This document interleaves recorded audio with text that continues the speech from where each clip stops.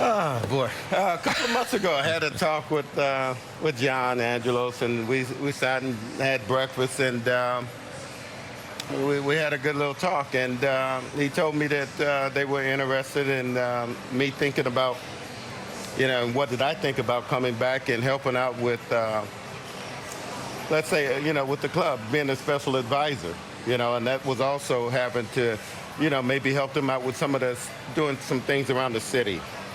What does special advisor mean to you? I mean, what are some of the things you think? That means I might even be working for you guys. Telling me what to say? What new? What new? It's just going to be around, helping out with some of the public things that we have here in the, around town to do that somebody might not be able to do, but I've been told I might come to spring training and to be there for half the time. I'm looking forward to just really seeing how everything plays out. But right now, we're going to be talking, just stretching things out. Eddie, all around baseball, people know what you've meant to the Baltimore Oriole organization. You could have done this with just about anybody. I know we both live in California in the off season and maybe being on the West Coast, but why did you decide to come back to the Orioles? Well, I tell you, it took a moment to get your feelings. I got my feelings hurt there in L.A. You take a team that's was the worst hitting team in the game, and you take them and you lead them, and you get fired the following year. You're in fourth place, and things just didn't set well with baseball right then. So you had to back up and step away. Coming back here, I've always come back to Baltimore. So, it was a thing of where I happened to be coming through town, and we sat down and had the talk, and, things just really worked.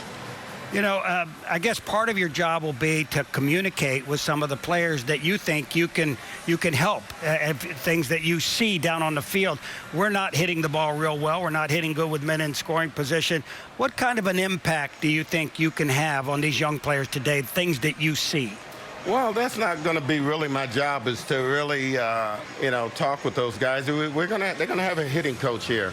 And that's going to be that guy, and maybe I can talk to him, and then he might be able to bounce what I said about the things to them. But that's not my job. I'm here. I'm going to be around the city, just helping out and helping that I could really contribute to this. Some of this is going to be played out by ear, but that's what we're really going after right now.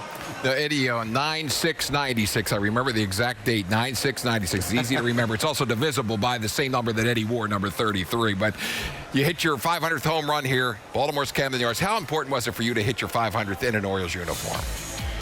Well, I felt pretty good about it. That particular day, I saw Cal, and I told him I was doing it today. And he looks at me and he goes, "Well, why is that?" I said, "Nobody's really talked to me." When we came off the road trip, all I could remember seeing were those orange signs that the fans had up with Eddie on it. It could have been silent, but I just saw a ray, just a big thing of orange. And and I looked, and they got my name on them. So now I'm trying to hit one, and it just made it very tough. But that particular day, I walked here at the ballpark, and it was like, I don't know what I did, but I felt so much better. Like no one had gotten in my ear. Everybody was pulling for you, but, I was great, and I looked good to Cal that I told him I was going to do it. We start to run our sprints, and I look up, and the year before, he sets the record for consecutive games. And I'm going, no. And he says, yes, you got to do it. He says, you've already called it, so you got to do it. So I got it in just under the 12 o'clock hour.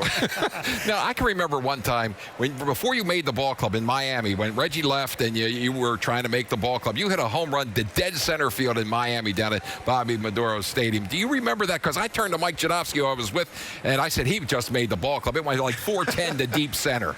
Well, I don't know if Earl heard you, but the next day in the paper, he had worded the same thing, that I had made the ball club.